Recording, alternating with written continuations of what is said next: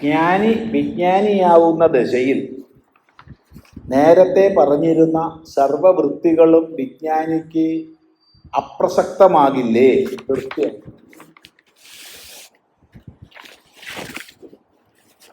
അവിടെ ഉള്ളത് രജ്ജു മാത്രം എന്ന ബോധം സുദൃഢമായി.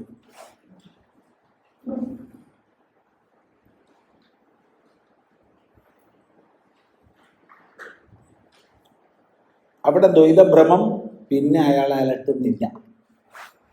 ചോദ്യം, അയാൾക്ക് പിന്നെ ദ്വൈതം കാണുമോ? കാണും. അയാൾ പിന്നെ ദ്വൈതം അനുഭവിക്കുകയോ? അനുഭവിക്കും. കാണും, അനുഭവിക്കുമെന്നല്ല, മറ്റാരെക്കാളും നന്നായി കാണും. ദ്വൈതത്തെ അതിക്രമിച്ച വിദ്വാനാണ് ദ്വൈതത്തെ ഏറ്റവും നന്നായി കണ്ടറിയാൻ സാധിക്കുന്നത്. കാടിനുള്ളിൽ പെട്ടിരിക്കുന്ന ആൾക്ക്, കാടിൻ്റെ ഇരുളിൽ കുടുങ്ങിയിരിക്കുന്ന ആൾക്ക് കാടിൻ്റെ വൈപുല്യമോ അഗാധതയോ ഒന്നും മനസ്സിലാക്കാൻ കഴിയില്ല. മാറി നോക്കുന്ന ആൾക്ക് മാത്രമേ അതിൻ്റെ വൈപുല്യവും അഗാധതയും മനസ്സിലാവൂ.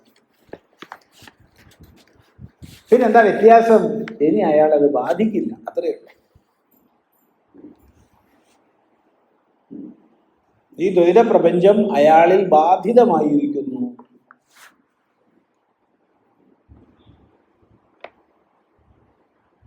അതിൽ സത്യത്വ ബുദ്ധിയില്ല. അതുകൊണ്ട് തന്നെ കഴിഞ്ഞ ദിവസം പറഞ്ഞ ദൃഷ്ടാന്തം ആവർത്തിക്കട്ടെ. സംവിധായകൻ അഭിനയിക്കുന്നത് പോലെ അയാൾക്ക് ഈ ലോകത്തിൽ ജീവിക്കാൻ കഴിയും, ഒരു തരത്തിലും കൊടുങ്ങാതെ.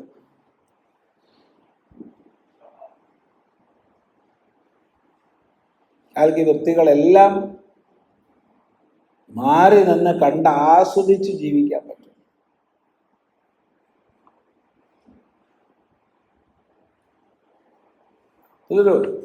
ഒരു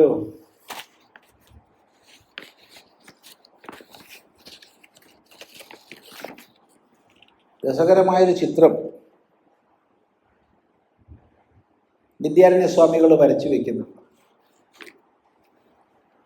തൻ്റെ പഞ്ചദശിയിൽ.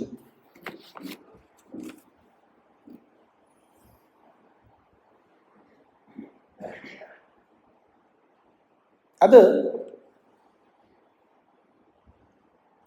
ശക്തമായ ജലപ്രവാഹത്തിൽ പെട്ട കീടം, ഉറുമ്പോ എന്തോ ആയിക്കോട്ടെ, ഒരു കീടം. അതുപോലെ കറങ്ങിയും നേരെയും കറങ്ങിയും നേരെയും ഒക്കെ അങ്ങനെ ഒഴുകുകയാണ് ഈ സംസാരത്തിൽ. ആ ഒഴുകുന്ന ഒഴുക്കില് പല പുണ്യങ്ങളും ചെയ്യുന്നുണ്ട്. ആ പുണ്യത്തിൻ്റെ പരിപാകാവസ്ഥയിൽ അയാൾക്ക് ഗുരുനാഥനെ ലഭിച്ചു. ഗുരുനാഥനെ ലഭിച്ചു, മുക്തനായി, ഇതിൽ നിന്ന് പിടിച്ച് കയറ്റപ്പെട്ടു, ഈ പ്രവാഹത്തിൽ നിന്ന് പിടിച്ച് കയറ്റപ്പെട്ടു. അവിടെ ഒരു ചോദ്യം, ഈ പ്രവാഹത്തിൽ നിന്ന് പിടിച്ച് കയറ്റപ്പെട്ട ആള് ഇത്രയും കാലം ഇതിനുള്ളിൽ ശ്വാസം മുട്ടി തട്ടി മുട്ടി ഒഴുകിയതാ, ഇനി ഇതിൻ്റെ ദൂരേക്ക് ഓടിപ്പോവില്ലേ എന്നാണ്. മനസ്സിലായില്ല? അപ്പോ വിദ്യാരണ്യസ്വാമി പറയണതില്ല. പ്രാപ്യ തീരതരുച്ഛായാം വിശ്രാമ്യന്തി യഥാസുഖം.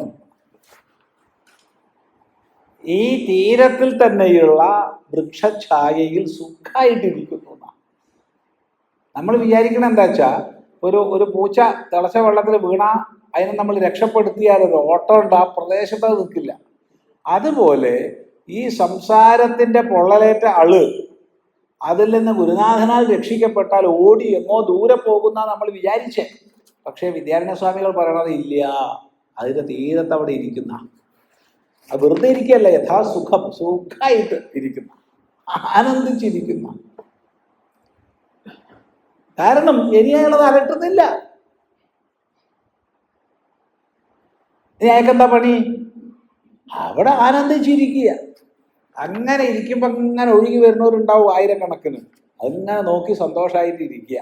ആർക്കെങ്കിലും പുണ്യം പൂർണ്ണമായി എന്ന് കണ്ടാൽ ഒന്ന് കൈയിട്ട് കൊടുക്കുക, പിടിച്ചു കയറ്റുക, അത്രയേ ഉള്ളൂ.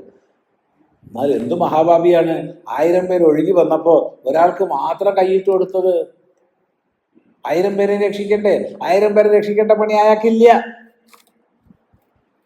ആർക്ക് പുണ്യം പൂർണ്ണമായിട്ടുണ്ടോ അയാളെ രക്ഷിച്ചാൽ മതി.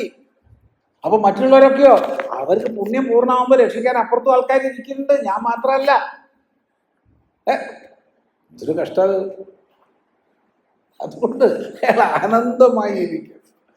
ഈ ലോകത്തിന്റെ വിഭ്രമം കണ്ടിട്ടൊന്നും അയാൾക്ക് യാതൊരു വിഭ്രമവും ഇല്ല. ഇതൊക്കെ നേരെ ആയിക്കളയാം ഒന്നും അയാൾക്കില്ല.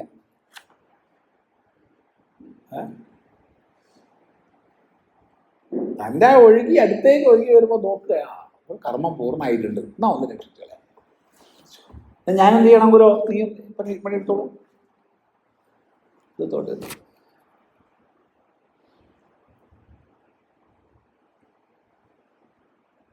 മനസ്സിലാക്കുക. അതുകൊണ്ട് അയാളെ ഇത് ബാധിക്കില്ല.